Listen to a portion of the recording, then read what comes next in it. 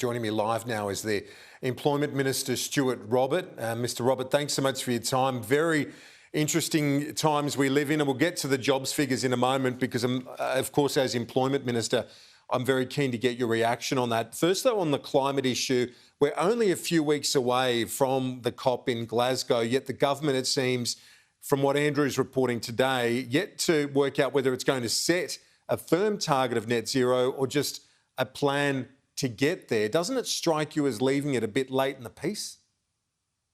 I'll let others speak on climate, Kieran. The government's position on this is well known. We have a very strong statement to say that we want to get to net zero as quickly as possible and preferably by 2050. That's been the government's position on that. That position remains extant.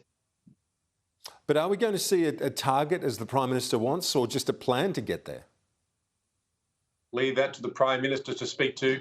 It's important that Australians understand, though, Kieran, we've already reduced since 2005 by 20% our emissions.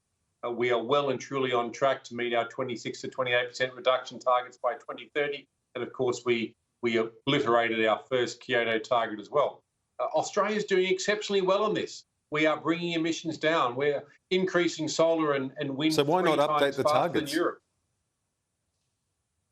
What we do is responsible, it is transparent, and it's believable. So when we say we've reduced emissions by 20% since 2005, the world believes us. We don't make things up. We are accountable for our statements and our actions. I think one of the biggest uptakes of solar in the world, especially in Queensland, where I'm calling you from, almost 1 in 3 houses, Kieran. We've done exceptionally well in terms of what we're doing in concert with the rest of the world. And the government's policy remains unchanged. We want to get to net zero as quickly as possible and preferably by 2050.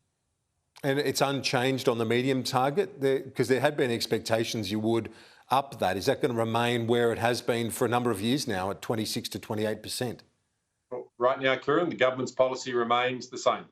We are moving very strongly with a technology-driven approach and roadmap towards net zero. We want to get there by 2050. We want to get there as quickly as possible and preferably by 2050. That's the government's position, and it hasn't changed.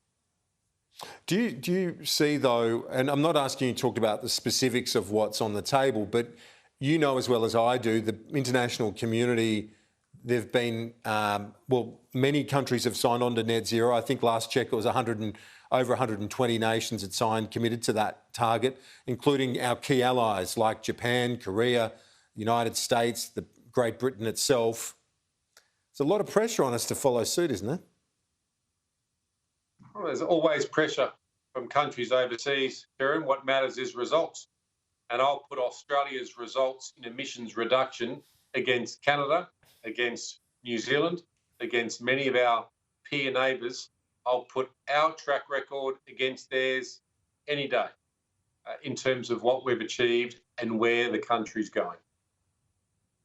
So in that context, would the PM still be happy to go to the climate talks in Glasgow even without a net zero by 2050 target?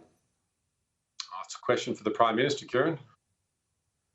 Do you think he wouldn't be a little, given that pressure, that international sentiment, if he hasn't got a target to take with him, would he really show up?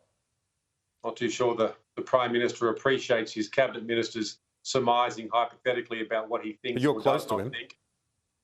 Let me tell you what I know. I know the government's position remains quite clear. And with a technology-driven approaches, not taxation, the regions won't bear any of the burden, but technology will drive us towards our goal of getting to net zero. And that's where we are. It's not a matter of if, it's a matter of how. We want to get there as soon as possible. But as I said, you're close to Scott Morrison. He's invested a fair bit in this. We heard his comment that Andrew played a moment ago. He's got to bring people together. If he can't bring them together and deliver on that net zero target, is his authority shredded? I think you'll see the authority of the Prime Minister, who's led our nation through a 1 in 100-year pandemic with some of the best results of any country in the world in terms of what we've achieved. I don't think the Prime Minister's credibility or authority, Kieran, is in doubt on any issue. But does the government, does the coalition have to provide the Nationals with, a quid pro quo? How much has to be spent here to get the Nationals over the line? Are we talking about billions? Oh, the National Party can speak for themselves, Kieran, but as part of the coalition, we are at one with our policy, which is we're getting to net zero and we're getting there as fast as we can. Given the comments made in the last election, though, warning that the Labor targets would be economy wrecking, we've seen the road to Damascus sort of conversion from the BCA. The Prime Minister now also much more positive about those trajectories. How do you reconcile that?